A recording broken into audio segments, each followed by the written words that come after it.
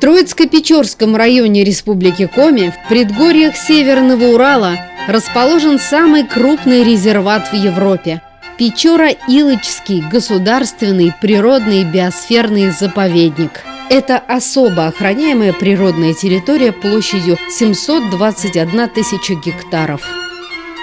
Международный статус заповедника биосферный.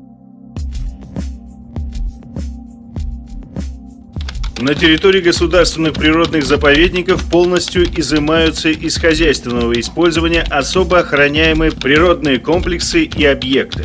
Земля, водные объекты, недра, растительный и животный мир, имеющие природоохранное, научное, эколого-просветительское значение как образцы естественной природной среды, типичные или редкие ландшафты, места сохранения генетического фонда растительного и животного мира.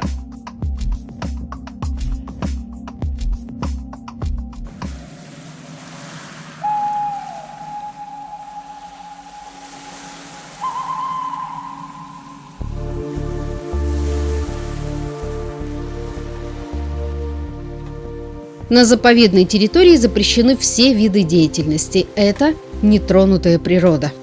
Заповедник расположен в подзонах Средней и Северной тайги. Его территория охватывает часть западного макросклона Северного Урала и прилегающей Печорской низменности в пределах междуречья, образованного верховьями реки Печора и ее крупным правобережным притоком Илычем. На севере заповедник соседствует с национальным парком Юга-2. Расположение охраняемой территории по праву считается уникальным на границе Европы и Азии. Поэтому в 1930 году территория междуречья Печора-Илыча была выделена для сохранения природного комплекса северо-восточной европейской части Советского Союза. В первую очередь для сохранения исчезающих и сокращающихся промысловых видов животных – соболя, дикого северного оленя, лося. Заповедник охватывает 3 ландшафтных района: Припечорскую низменность, поросшую сосновыми борами-беломошниками, предгорья с ахилловыми, пихтовыми и смешанными лесами, и горы Урала с темнохвойной тайгой, криволесьем, субальпийскими лугами, тундрой и каменистыми россыпями.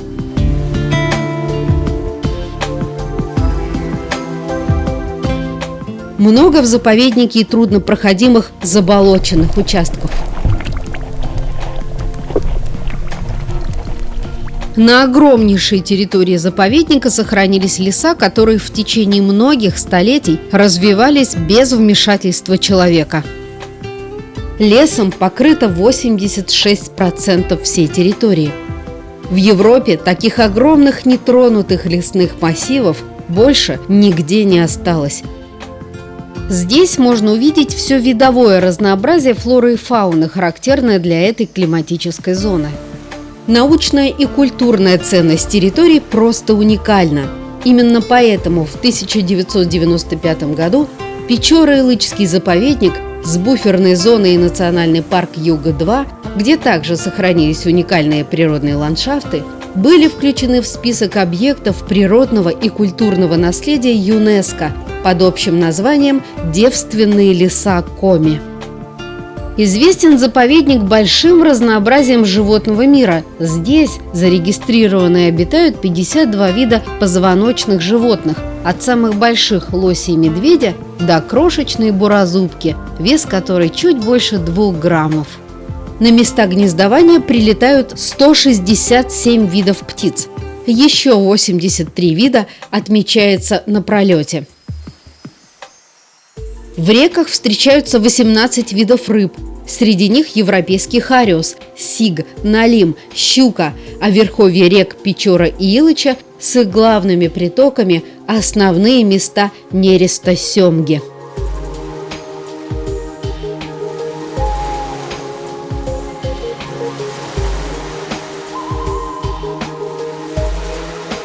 Удивителен и сказочен по разнообразию растительный мир заповедника.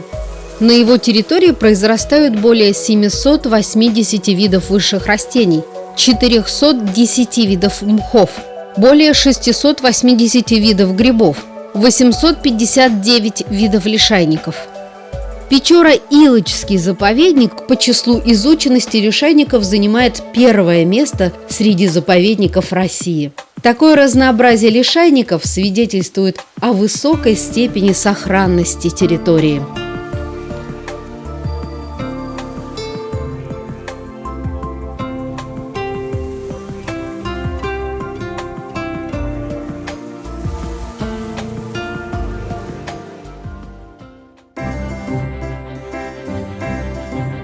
Печора-Илычский заповедник с момента своего создания играет важнейшую роль в изучении природы края.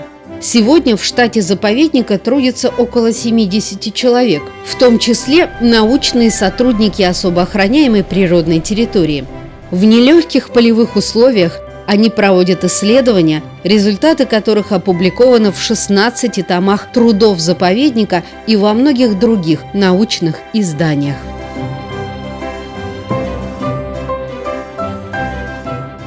Центральная усадьба заповедника расположена в лесном поселке Якша на правом берегу Печоры. Заповедные люди из поколения в поколение здесь живут и работают, ежегодно пополняя летопись природы. Летопись – основной научный документ любого заповедника. В нее записываются события, происходящие в заповеднике за год. Сообщаются данные о животных и растениях, климате, рельефе. Дается анализ результатов наблюдения за природными процессами и явлениями. Выясняются причины и закономерности их наступления.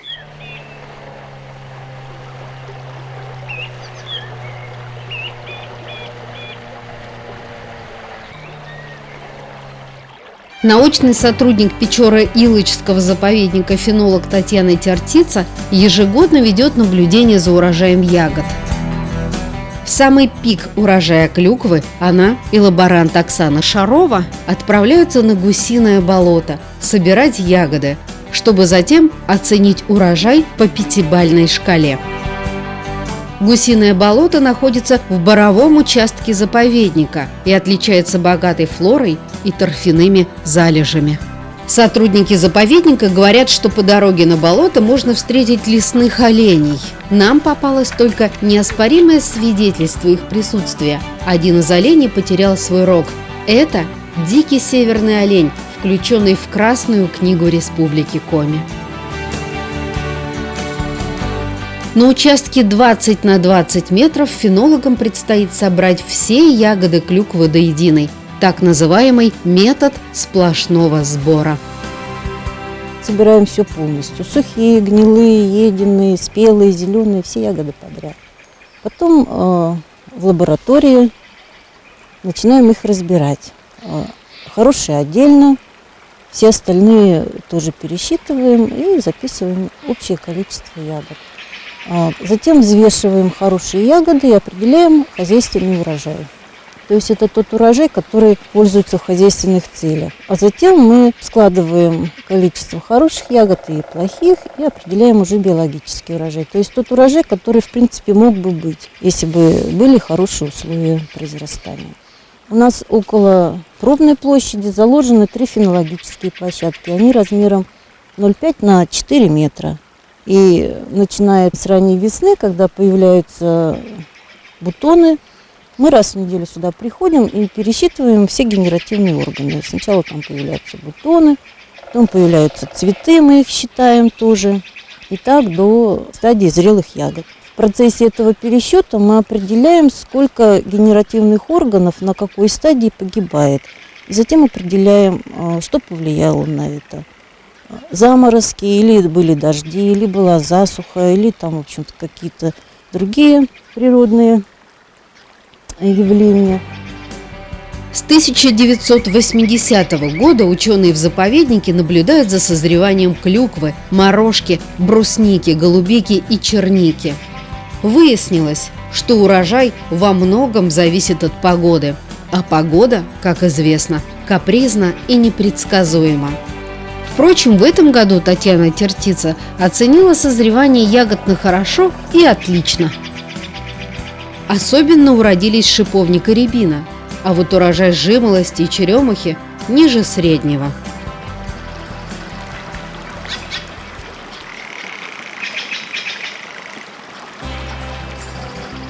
Старший научный сотрудник заповедника, зоолог Сергей Михайлович Сокольский, в свои 80 лет продолжает изучать миграции белок. Дважды в день он ходит по лесным тропам, вдоль которых расставлены 90 ловушек для грызунов. Самое примитивное сооружение, которое наши деды применяли для промысла белки. Только вот здесь, вот вы видите, выдломлено все. Вот. И здесь может поместиться белка и даже куница. О, все закрылось. Ближайший к Якше маршрут Сокольского длиной в 3 километра. У пойманных белок определяют пол и возраст, метят металлическим кольцом и отпускают. Помимо белок, в ловушки попадают лесные полевки, ласка, горностай, куница, соболь, бурундук и летяга. По номерам колец можно отследить передвижение всех отловленных и помеченных зверьков. Сегодня в ловушке попалась лишь одна мышка-полевка. Все, ушла. Возможно, завтра на ее месте будет белка. Проект по изучению миграции белок в Печора-Илочском заповеднике недавно отметил 40-летие. За это время ученые сделали главный вывод: с каждым годом белок становится все меньше там, где производятся вырубки лесов. Близ Якши последняя крупная миграция белок отмечалась в 1985 году. И вдруг начинается. Мы ловим 2, 3, в день 4, до 10 белок ловим. Что-то не то происходит. Это нахлынул поток мигрантов. Дело в том, что осторожный зверек остается жить только в безопасных местах. На вырубках в открытом месте белку быстро найдет и схватит пернатый хищник. Вблизи южных границ заповедника, по мнению Сергея Михайловича Сокольского, белок стало меньше. В верховьях Печоры, где природа по-прежнему не нарушена, миграции белок происходят примерно каждые 5 лет, и численность белок там выше.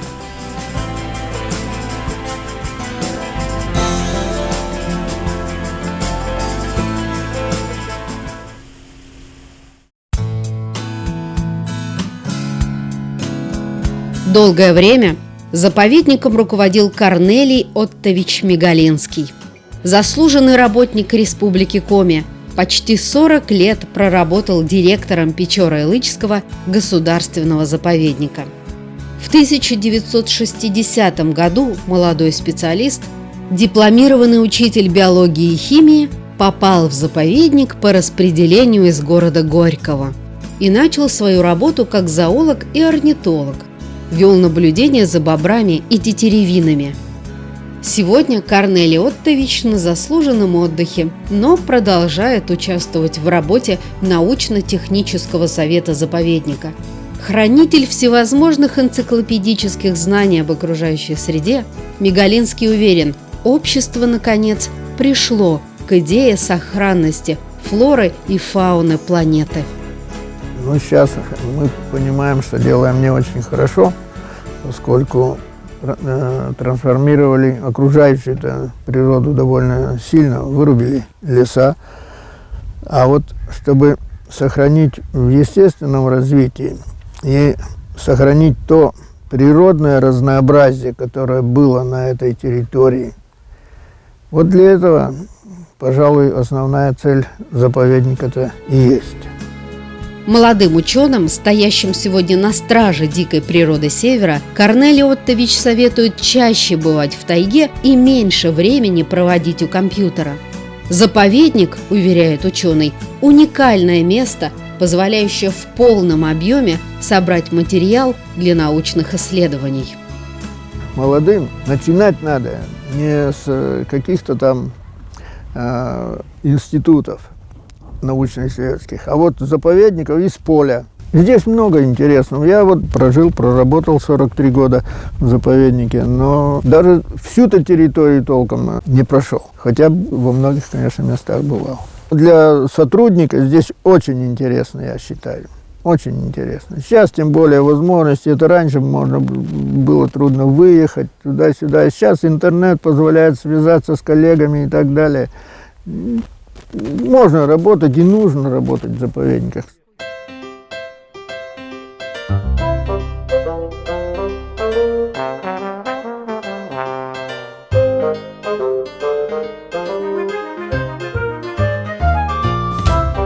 В Якше расположена первая в мире лосиная ферма. Она была основана как опытная в 1949 году. Тогда главной целью ее организации стало одомашнивание лося. Долгое время считалось, что лось непригоден для работы в упряжке и под седлом, поскольку совершенно не похож на лошадь. Однако специалистам лосефермы удалось доказать, что лось – идеальное вьючное и верховое животное для походов по тайге. Считалось, что там, где не пройдет техника и даже лошадь, пройдет лось.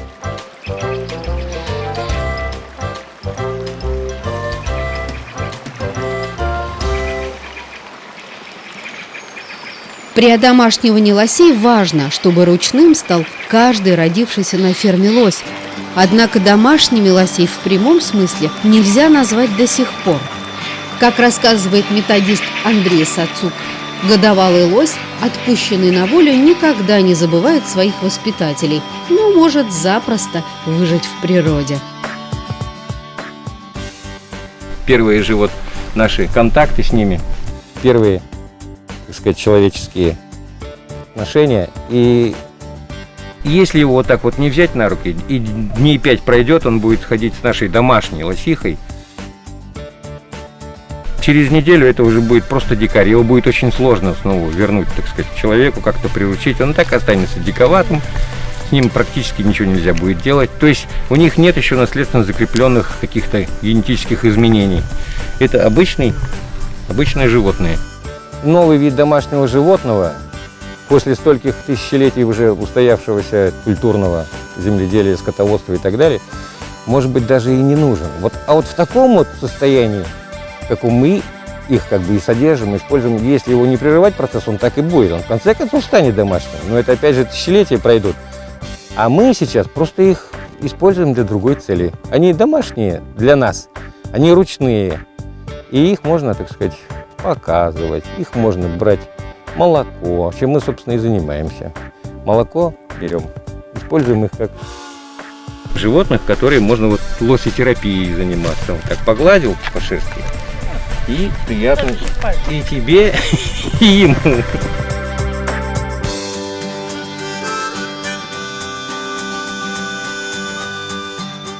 Сегодня биология лося полностью изучена и разработана технология содержания и доения этих животных. Ферма стала одним из главных экопросветительских и туристских объектов заповедника. Заведует фермой Светлана Акатьева. Это настоящая лосиная нянька. Почти 4 десятка лет отработала на ферме.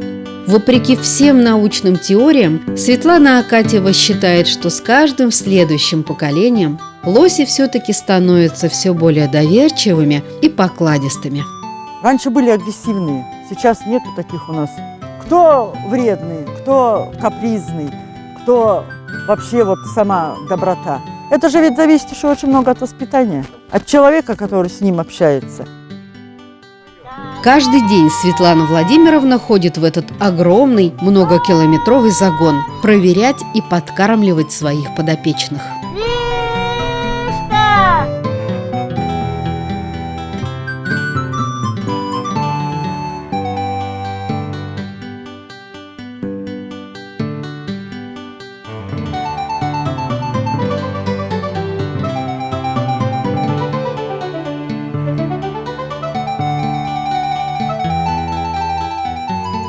Интереснее всего на ферме в самом начале лета. В это время здесь можно увидеть дойку лосей. Последние 35 лет бессменная доярка Светлана Лызлова. Одна лосиха дает в среднем 2,5 литра молока в сутки. Попробовать этот редкий продукт предлагают и посетителям. Молоко лосих сходно по вкусу с коровьим, но более жирное и менее сладкое. Его используют в лечебном питании при заболеваниях желудка и иммунной системы.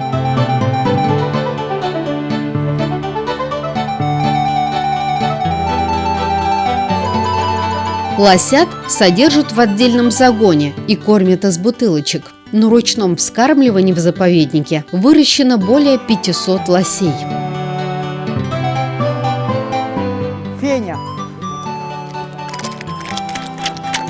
Сейчас, Феня, сейчас. Пить она так не научилась у нас путем.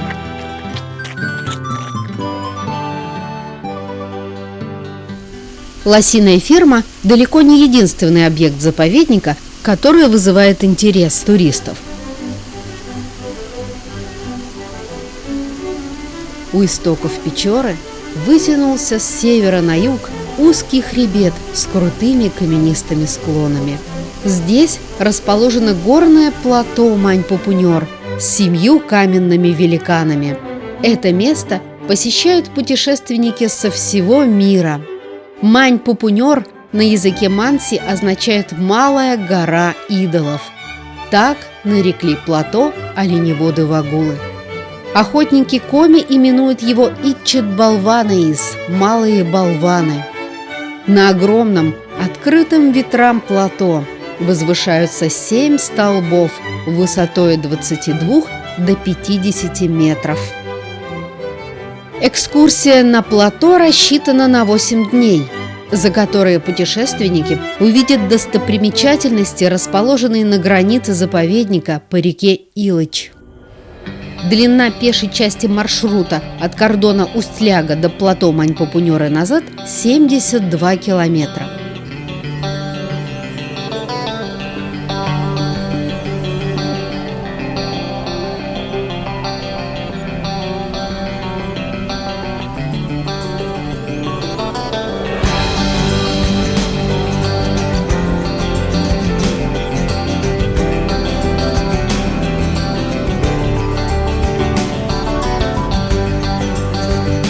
Добраться до плато можно на вертолете, однако сотрудники заповедника и бывалые путешественники уверяют, что преодолевать нелегкую тропу к останцам нужно своими силами.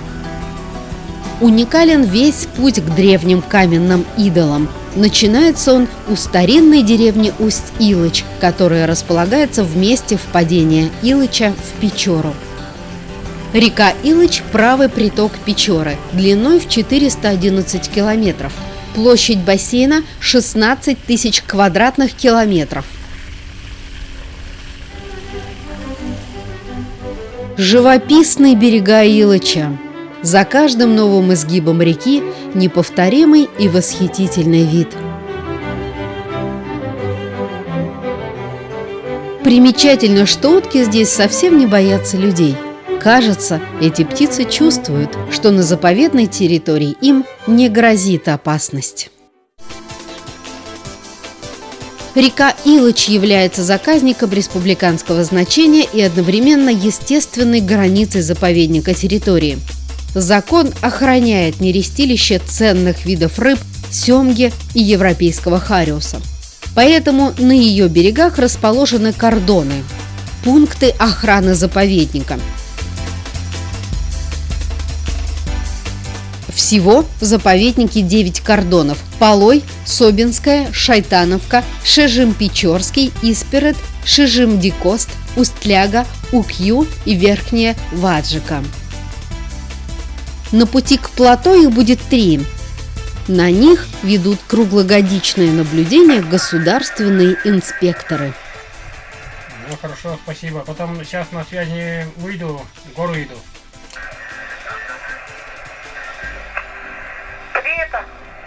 Конец связи.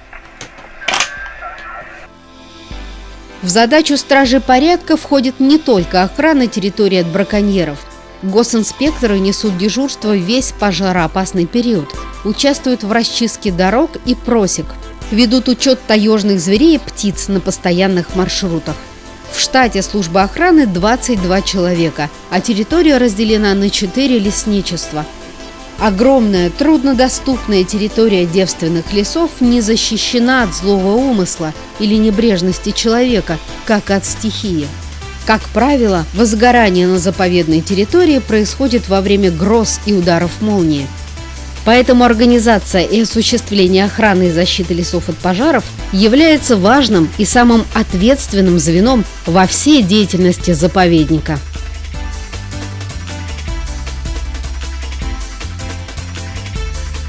Госинспекторы практически круглый год проживают на кордонах, поэтому хозяйство там основательное, и сами кордоны напоминают крохотные деревушки.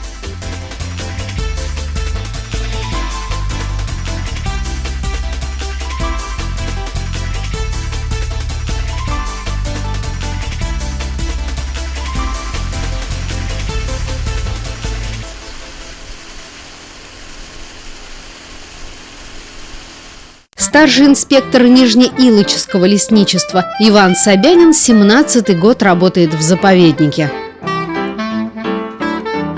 Его сосед по кордону – гидролог Анатолий Юшков. Ежедневно он передает для метеорологов информацию о температуре и уровне воды в Илыче и уверяет, что напугавшее весь цивилизованный мир глобальное потепление сюда так и не добралось. Вечная река Илыч остается неизменно кристально чистой, холодной и полноводной. Еще одна достопримечательность кордона – впадающая в Илыч река Шижемью. Она опасна своими крутыми перекатами и острыми камнями.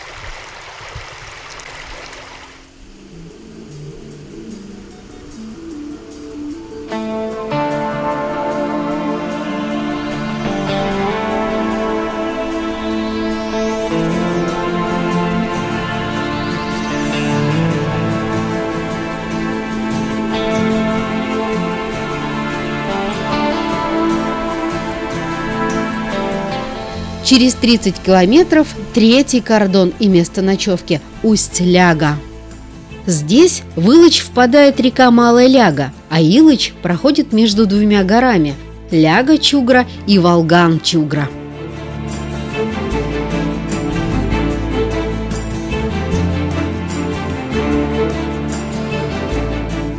До плато Мань-Пупунёра отсюда 36 километров пешего пути. Проводники советуют основательно отдохнуть на Усть-Ляге. Для путешественников построена баня и гостевая изба.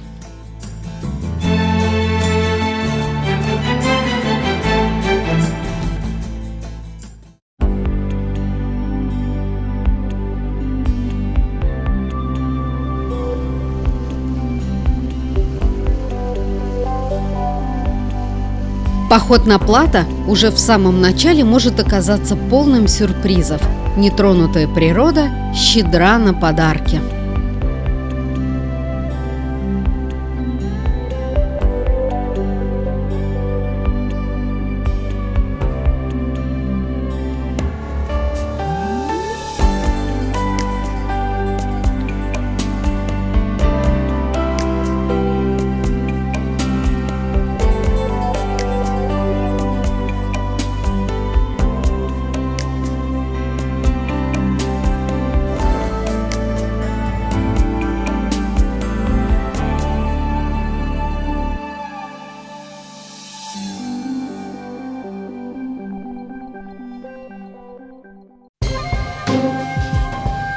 Здесь, на берегу Илыча, между Большой и Малой Лягами, начинается пешая тропа до Мань-Пупунёра.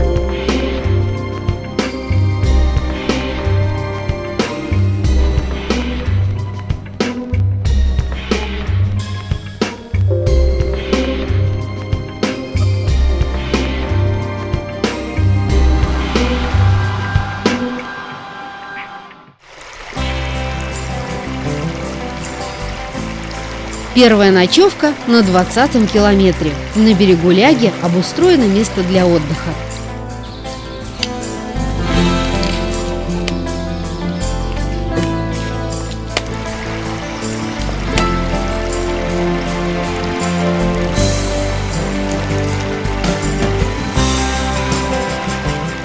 Отсюда тропа уже заметно поднимается вверх.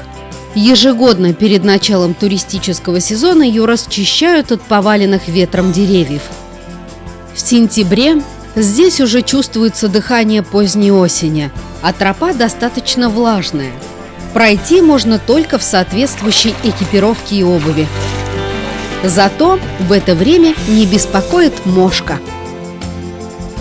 Тем же, кто путешествует в июле и августе, требуется не столько теплая одежда, сколько репелленты от насекомых. Лесные жители всюду оставляют свои следы. Вот медвежий след, подушечки, вот когти. Скоротать путь к плато помогут кедровые орешки. Всюду под ногами шишки сибирской сосны, кедра.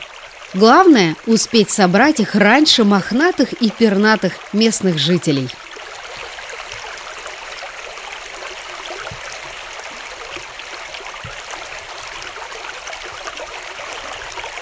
Через 7 километров тропа пойдет вдоль Золотого ручья.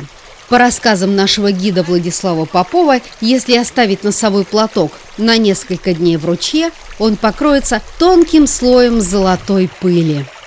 Но даже без золота водоем представляет ценность для туристов. Прозрачный, со множеством перекатов, горный ручей не только порадует путника, но и снабдит чистейшей питьевой водой.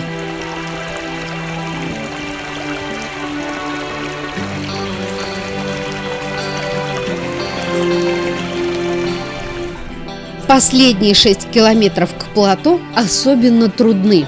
От Золотого ручья начинается резкий подъем вверх. Здесь тайга переходит в тундровое криволесье. Деревья становятся все ниже. Начинается тундра с ее яркими красками и панорамными видами Уральских гор.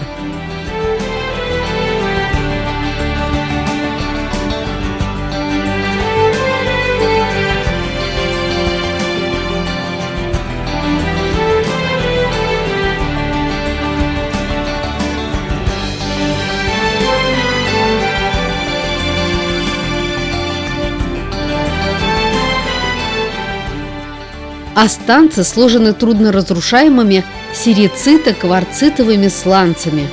По твердости этот материал не уступает граниту.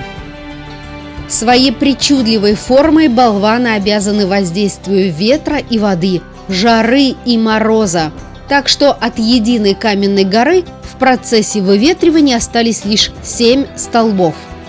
Сегодня разрушенный горный массив исследован и вписан в реестр геологических памятников. А 36-километровую пешую тропу до плато ежегодно преодолевают не только ученые, но и десятки поклонников дикой и суровой красоты Урала.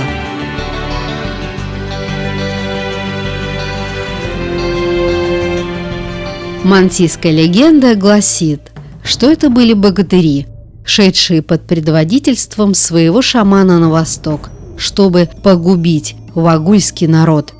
Но когда они поднялись на эту вершину и увидели вдали священную гору вагулов Ялпингер, предводитель богатырей в ужасе бросил барабан, и все они окаменели.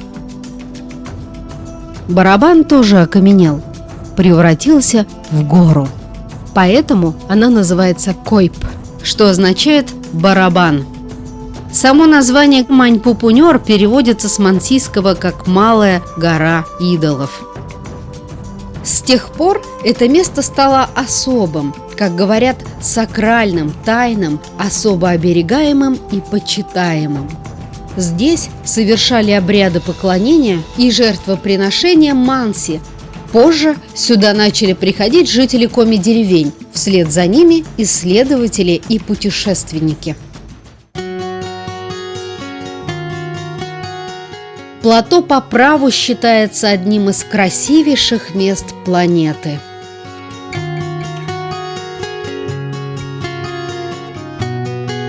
Побывавшие здесь туристы знают, что каменные болваны сколь красивы, столь и капризны.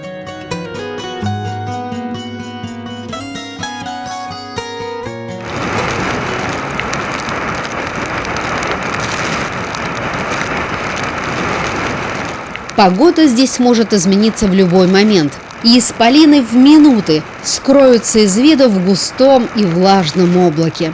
Впрочем, в тумане Мань-Пупунер выглядит еще более таинственным.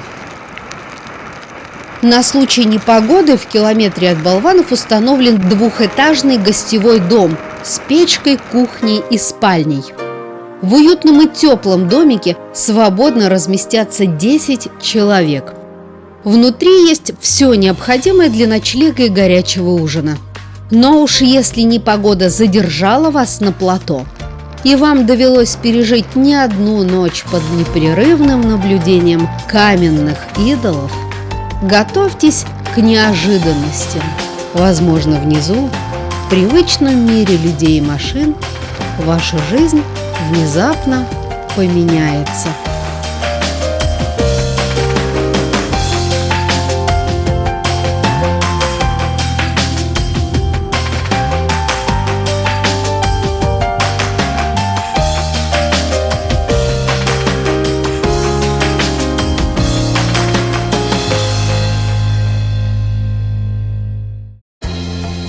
Следует отметить, что каменные болваны находятся под строгой охраной, как и вся территория заповедника.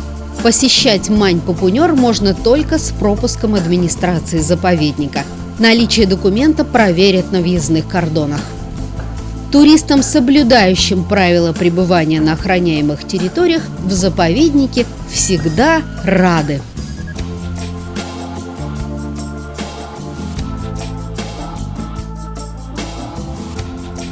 В центральной усадьбе можно с комфортом провести несколько дней.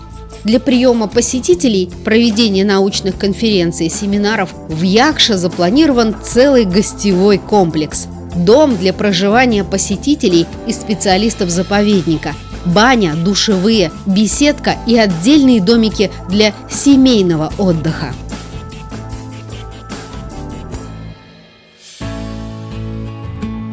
Гостевой дом может принять до 35 человек. Здесь 5 спален и кухня. Возможно, размещение на мансарде. Заповедник круглый год готов принять всех, кто желает узнать нечто новое о живой природе.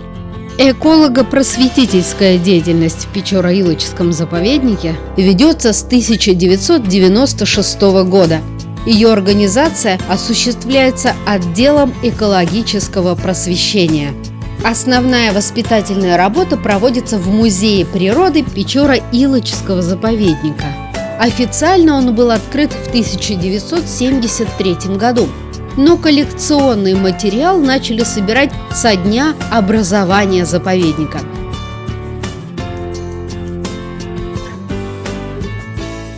Все вот эти экспонаты, они сделаны настолько качественно, с такой любовью, а сделаны они все руками сотрудников заповедника.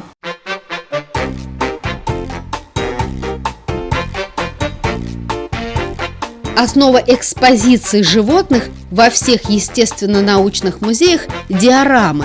В музее каждая витрина – это своеобразное окошко в удивительный мир живой природы.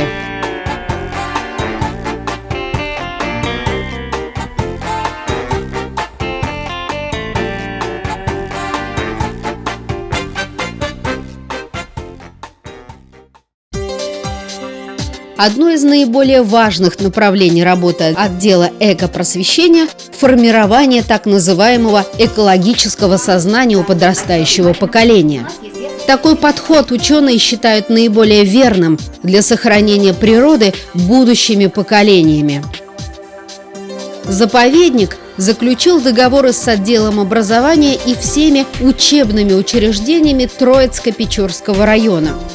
Для школьников здесь регулярно проводятся экологические праздники, организуются конкурсы и акции, воспитывающие бережное отношение к природе. Специалист отдела экологического просвещения Наталья Уланова уверена, что из детворы, живущей в Якше, наверняка вырастут гуманные взрослые. Любить природу, наверное, надо учить в первую очередь. И именно любить свою природу. То есть к каждому относиться это твое. То есть когда мы любим это, мы относимся к этому по-другому. Мы это не обижаем, или не трогаем, или не убиваем, или не рвем там, и еще так далее. Если это мы чувствуем, что это наш лес, что это вот Печора, именно наша Печора. Ученики местной поселковой школы – самые частые посетители заповедника. Для школьников, студентов и всех, кто хочет почувствовать мир дикой природы, в заповеднике разработана 4-километровая экологическая тропа.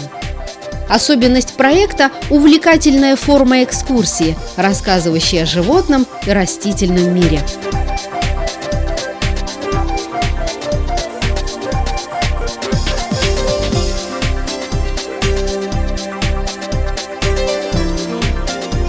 Узнать новости о жизни заповедника, прочесть интервью с заповедными людьми можно в коме республиканских средствах массовой информации, с которыми постоянно сотрудничает особо охраняемая территория.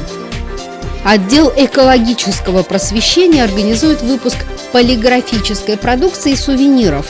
Буклеты, книги, закладки и всеми любимые магниты можно выбрать здесь же, в музее. Информация о заповеднике, туристических маршрутах, правила посещения охраняемой территории и контакты администрации размещены на официальном сайте заповедника.